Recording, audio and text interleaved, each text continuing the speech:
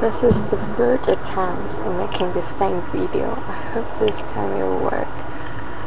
This is a vlog as a travel guide to those who want to visit London. I don't live in London. I went there for I spent in total like 4 or 5 days in London. So from a traveler's point of view, I'm offering you some tips to get around in London. First of all, you need a very nice map of London with all the zones and location in hand, because literally you can just walk by foot and visit all over London, and it's a great way to explore the city. I went there. I started from Westminster and saw the church and follow the Big Ben and all the parks area, and from there I went to other parts, like I don't know how I got there, London Eye, even some museums and natural history museum whatsoever, and then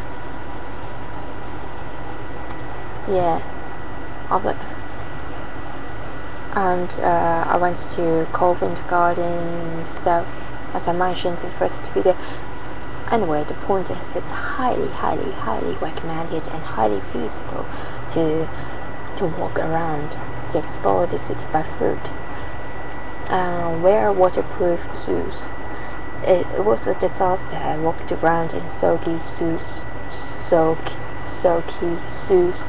for quite a journey, and it wasn't very pleasant. And remember, as you can already tell why, when you go to London, remember to wear waterproof shoes. It should be common sense, and I was lacking it by the time.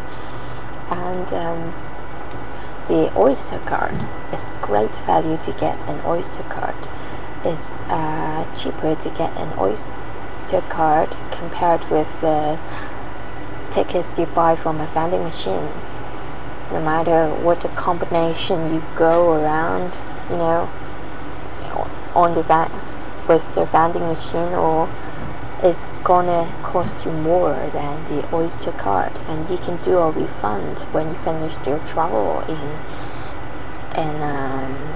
London. You can get the deposit back, and the deposit should be like £3 or £5. I don't remember, but you can get it all back. And the thing is, you have to add value. You have to top your card with the same means. Like, for example, if you buy your Oyster card in the first place with a Visa card, then the next time you're going to top your card with also the Visa card, you cannot do it with cash. Otherwise it cannot do the refund for the deposit for the £3 or £5 back. So you have to top your card with the same means that you did when you buy the card, or the first time you top your card. So every time you top your card, you just use the same means anyway. And what else? All the parks in London are amazing. You should check it out. My favorite spot, no, I'm not going to that yet. About the cost of traveling in London, perhaps people are concerned with budget, especially those shoestring travelers. It's not expensive to travel in London if you can deal with eating bread baked by Tesco or Sainsbury or whatsoever. They offer really nice discounts, or it's really a sale, like 3 really nice tasty breads for only £1. So that's a deal. I mean, I can survive half a day for £1. That's nice. And the milk is really cheap. So if you combine the bread and milk together, the milk is like for 1 liter, less than 1 liter, slightly less than 1 liter is going to cost you the cheapest 72 pence, I guess, roughly estimate only. And so that's okay combination for fish and chips, as people would often link it with Britain. I don't know. Yeah, the cheapest in London would be like at least £7. So the cheapest that I found in Britain is in Cardiff, in the very famous fish and chip place called Dorothy's. It's highly recommended, as according to the people living in Cardiff in Wales, and it's only £3, but it's nice, it's really nice. And so about living in London, I mean sleeping, finding a place to crash, hostel, it costs you £16 for a night. It's okay, I guess. Oh, and then I spent a night in a hostel on the Fringe in London. So it's like I don't remember the exact name of the hostel, but it's like 6 and 8. It consists of numbers anyway, 3 digits. The hostel, the people there are extremely friendly. It's a huge complex as well. They've got their own kitchen, their restaurants and stuff. The people are really nice. So it costs only £8 a night. So it's half of the price of those hostels in central London. The people are really nice, but the environment is really bad.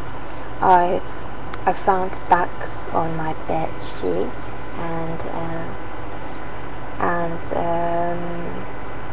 but besides everything kind of went okay. But except the girls from Paris told me that on the other nights they knew there were rats on the floor, and I was so scared for a night. That was prior to the morning that I had to take the bus to Edinburgh or to somewhere else, to Oxford, I don't remember. So I just needed a place to stay at night, so I chose the really cheap one. So, but the people there, I've never met more travelers than in that cheap hostel. So I guess if you really want to meet great travelers, the kind with the personality, no matter what I'm going to travel, then you should go to those cheap hostels, I guess. As for other hostel, I stayed in. It's just all the genuine comments and recommendations there. It's not like, you know, saying bad things about hostels and stuff. So don't attack me. The Ulster, is it like Ulster Quest hostel?